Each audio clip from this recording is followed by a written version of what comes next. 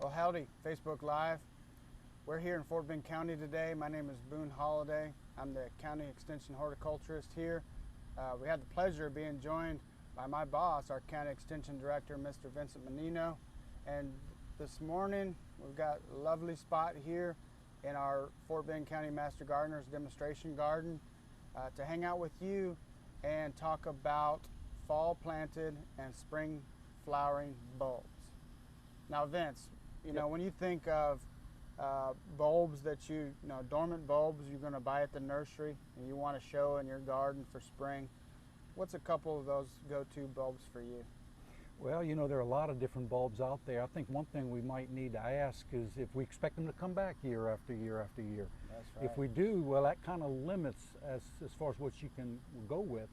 Most people prefer the tulips and the hyacinths and the Dutch irises, you know, that need to be taken care of a little bit, particularly tulips and hyacinths. You're going to have to refrigerate them for 6 to 8 weeks or so and then plant them January, early February. And they'll have enough cold chilling to come back strong. But usually they won't come back after that. You know, they'll get weaker and weaker, and they're usually gone after the second year. You don't find any of them at all. But others that are very, very good, the narcissus, the daffodils, you know, a lot of those crocuses, a lot of those will come back. And with those, you're going to need to prepare the soil a little bit better because, of course, they're going to be living in that soil year after year. So you do need to modify it and prepare it. But as far as the tulips and hyacinths, you know, they have everything they need in the bulb for a full year's worth of foliage and bloom. And usually they deplete after that because they're not capable of living in our conditions. That's right. So soil preparation is very important for those that you expect to come back. Definitely, which a lot of them won't. Unfortunately for us, we're limited to a certain palette of some of these nice spring flowered bulbs that we expect. We're in this garden here today.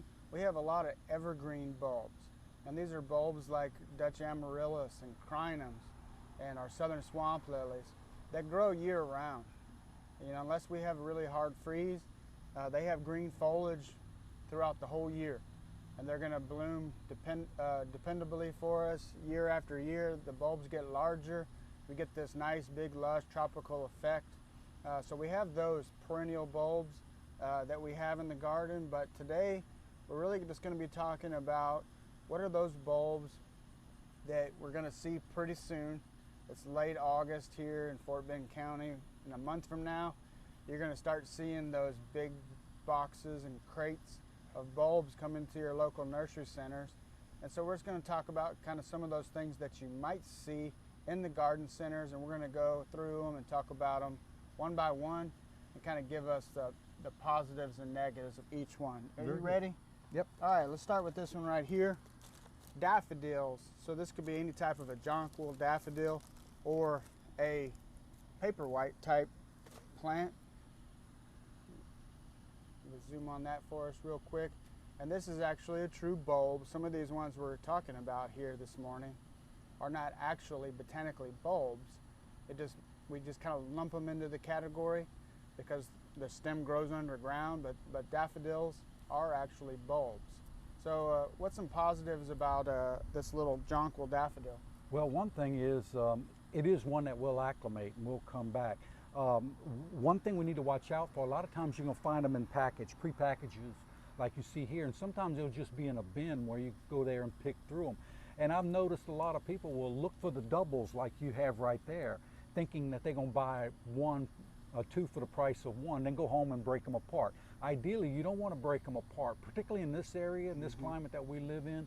When it's wet, it's wet. When it's wet, it's too wet. And a lot of times you're going to have rotting occurs right where that division occurred when you popped them loose from each other. So leave them double, plant them double, and you will get two blooms and two sets of foliage from that particular one. And don't plant them too deep. Yeah, that's another thing too. You know, look at the bulb's height, maybe 1.5, depending on the porosity of the soil and the drainage level. If you have a soil that's too heavy or poorly drained, you want to plant them shallow, very shallow if you can, you know. But if you have a soil that's well prepared and it's in a raised bed and well drained, you can drop them down a little bit better. But The daffodils, jonquils, narcissus, several different names for the same ones, they tend to acclimate very well. Yep. We have a list of varieties here that are rated for zone 10 that are performers year after year and will perennialize. But buyer beware at the nursery center. Sometimes these varieties of narcissus are rated for zone 6 and 7, and they will put green foliage out year after year. But that first year may be your only and most spectacular flowering, and then you just kind of have a green plant from there on out. That's usually the giant varieties, the larger blooms that you have that issue with. All right, next up here is our Dutch iris, or our Iris reticulata here. Yes. Again, this is similar to that. This is a corm, so we're calling this a bulb, which is not botanically a bulb, but what do you think about these Dutch iris? They're great performers. That first year, man, you're gonna get a beautiful show. They're really colorful to look at. They come in a number of different color varieties or variations, but they don't acclimate very well at all. So they're usually one that you're gonna get 1 year's worth of enjoyment out of them, and then they will go down the tubes. One thing though, if you notice the colors of a lot of the bulbs, if you're gonna plant them in a bed that has other colors that's going to be there that might be perennial, you want something that's going to show. So if you got white flowers, if you got blue bonnets in a bed and they're going to be blue, you might want to have something yellow or something that's going to contrast with it. Otherwise, you won't enjoy the complete show. Agreed. Yep, one and done. And similar to a one and done, our next up here is Crocus. Here again, similar. This is related. It's in the iris family. This is a corm. So it's just got this little papery sheath over the corm itself, and the texture of this is more of an acorn more than an onion. Yep. Vince, what do you think about Crocus? Well, first of all, when you buy them, and they don't. Sometimes they're not as obvious as to which way's up and which way's down. So pay attention to that. And if you're in doubt, plant them sideways, and at least you'll be 50% right. Another thing too, they're short, so you want to take that in consideration when you plant them. You want to put them out in the front of the bed so you can see them. They're not very tall, so a lot of times people plant them all throughout the bed and they get covered up by everything else that's there. You want to clump them together and plant them up front. All right, next up here we have Allium, or this is going to be just a flowering garlic for us. And let me open that up, which is a true bulb. This has leaf scales on it and has the basal plate, so this is an actual bulb. Flowering onions or flowering garlic, what do you think? Yes, the alliums are easy to grow. They do well here. Of course, we all have wild onions growing in our yards, usually in our turf grass, but they're going to be something that's going to come back every year, so be sure and put them in a place where you're going to be happy with them. And also, they get very tall. I mean, pay attention to the height of the variety you might purchase, and you want to plant them in an area where they're in back of something, but not blocking something else. But they're a wonderful plant, and that's a good example of one. Since you are going to have it come back usually year after year, you want to be sure and prepare the soil, well-drained soil. One big problem we run into here is root rot when we get too much rain, and a bed is not well-drained, so pay attention to that. But be aware on those, that is an onion, so when you cut those flowers, it'll be a combination of sweet and pungent from the onion smell as well. All right, next up on our list here are tulips. Tulip is a true bulb in the lily family, and it doesn't quite look like some of the other, like an onion bulb or amaryllis bulb. But what's your thoughts on growing tulips? Tulips are great. Hyacinths are great for 1 year's show. They can be quite expensive, so pay attention to the price and decide on what you want to invest in. They need to be in a bed that's fairly well drained. I would not worry too much about the nutrient level of that bed, because they're not going to come back usually. They have enough nutrients in that bulb to supply the foliage as well as the bloom with all that's needed. And usually it's going to deplete at that particular point and begin to fade away. Yeah, feel that bulb. It's Solid. very turgid. Yes, very solid. Another thing too, it does have a paper around it like you see here. If it starts to peel, leave it on though, because this is a protective coating, so don't shuck it like you would an onion or garlic pod. Right. Botanically, we call that a tunic on the bulb. All right, here I'm gonna stump the chump here with this one. This kind of octopus nest of roots here. What is this thing? Well, that's Ranunculus. Ranunculus, good job. And it's a little bit a strange looking thing. This is one that oftentimes when you plant it, you need to have more sand in your bed, and only so you can pack it down around the root system and all, because you don't want a lot of air space in there, so pay attention to that. You want to put it about halfway in and then water it in and then fill it up the rest of the way and carefully put it in place. Yeah, and this one here, it doesn't really fall into bulbs botanically, or any of the other categories of corms or rhizomes or tubers. Basically, it's just an underground dormant stem that sucks all of its energy back down into this little core each year.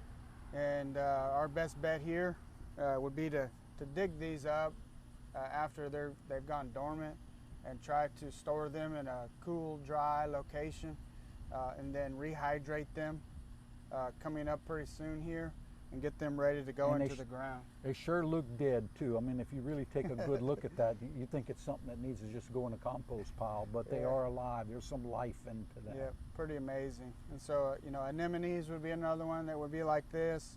And then we get into stuff like dahlias that are more of a upright plant.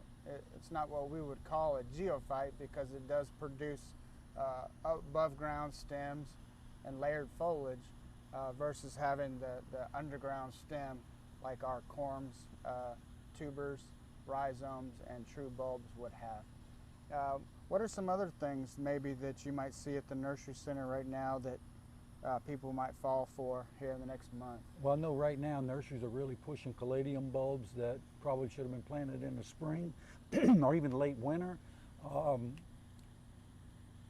I don't know if it's worth buying them and putting them out, because it's a little bit of a gamble. I mean, you see them in landscapes right now and they look okay. They really do look great. Actually, some of the new varieties are able to take more sunshine than some of the older varieties that we used to plant years ago. Be careful if you plant those. Put them in an area, particularly right now, where you have a little bit of afternoon shade, because it's getting awful hot. I don't know how successful you're going to be between now and the first killing frost or freeze. They tend to die down at that particular point, and a lot of people will dig up the bulbs and store them, like you said, in a cool, dry place. And that doesn't mean in the garage, because a lot of times it gets too hot in our garages, or too cold in the wintertime, so be careful there. If you're going to store them, I guess, in a garage, and they are dried out pretty well, you can put them in an ice chest or something like that, but that gets iffy. If there's a little too much moisture in there, you're going to have a rotten mess by the time spring comes and you decide to open up and see what's in there. That's right, for sure. A lot of these things we've talked about, and Vince alluded to the fact that we're going to grow most of these as annuals, flowering annuals, knowing that they're just not going to perennialize, they're not going to naturalize very well for us here. But that doesn't suggest that we're limited to nothing. There are some great sites where you can purchase bulbs that are suitable for the South. One is called Southern Bulb Company. It's here in Texas. One along the East Coast is Brent and Becky's Bulbs. They have a good variety of bulbs there.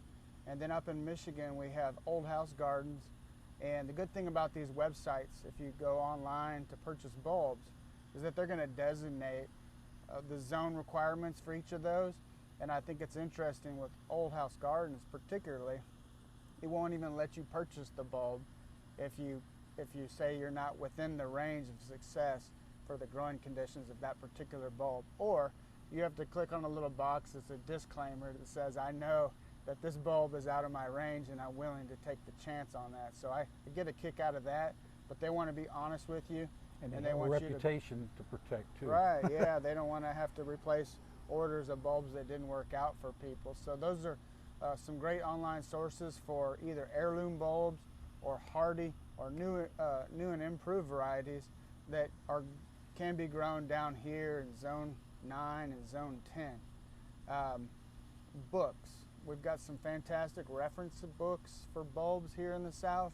If you see any books from Dr. Bill Welch, Greg Grant, Chris Weisinger, These individuals have co-authored several books on heirloom bulbs for the South, and so any of those books are going to be great references for these bulbs that we're talking about. And Scott Ogden has created what I consider my main go-to, which is garden bulbs for the South. And it's a great collection of heirloom flower bulbs in that book. And then another more technical reference is Bulbs for Warm Climates by Thad Howard. Those books should be on your gardening shelf if you love bulbs, because they're referencing the ones that are going to perennialize for us. They're going to naturalize, that when we plant them, they're going to get stronger every year. They're going to multiply on their own. We don't have to dig those bulbs out of the ground and put them in the refrigerator or put them under the bed in crates. We don't have to worry about them. They're bulbs like we have here in this cottage garden that are going to naturalize and create drifts of blooms year after year. But these bulbs that we see this fall, probably starting the end of September, around October 1st, buyer beware on those bulbs. Not that we're talking you out of it, but just know that we're going to design a spot in the garden for a good, beautiful spring showing, and then a lot of those bulbs we're going to plan on just them either not coming back on their own or removing them and getting ready to plant something else going into spring and into summertime. Any other last minute notes, Vincent? Sounds good. The hardiness zone hasn't changed. I mean, from last year's hard freeze or anything? Or we? Well, everybody keeps talking about some shifts in our climate here, so it's going to continually become a challenge of growing bulbs. We used to say that we could do bulbs from 8A or 8B, but we're going to move probably from 9B to 10 here in the next couple of years. And so it's going to become more of a challenge for us of having a full palette of bulbs. But we're blessed with some real winners as far as naturalizing bulbs here, and I believe that moving forward those ones will be okay for us. One thing here real quick, I just wanted to congratulate Vincent. Vince is retiring here in three days from now. That's right. And he's moving on to greener pastures. After 37 years with Extension, I just wanted to note that Vincent's been horticulturist for Tarrant County, which is Fort Worth, and for Jefferson County, which is in Beaumont, East Texas area. With 37 years of experience and over half of that as a horticulturist here for the state of Texas, you've been a great value for tons of people. We appreciate your service, and we've had a really fun time working with you, Vince. Thank you, Boone. I've surely enjoyed every minute of it, and I've always said that as a horticulturalist, we sort of paid to play, because our vocation and avocation is one and the same, and we really do enjoy our jobs. Of course, me as an administrator now, it's a little bit different, but I still enjoy walking out in the garden daily and taking a look and see what's blooming, what's growing, and what bugs are out here and things of that nature. I'm glad we're under this nice structure today. If we would have been here 2 weeks ago, we probably had carpenter bees trying to chase us out, but that's just part of gardening, and it's been a pleasure. Awesome. Well, thank you, Vince. And thank you all for joining us today. Have a happy Friday and have an awesome weekend. Y'all take care. Gig 'em.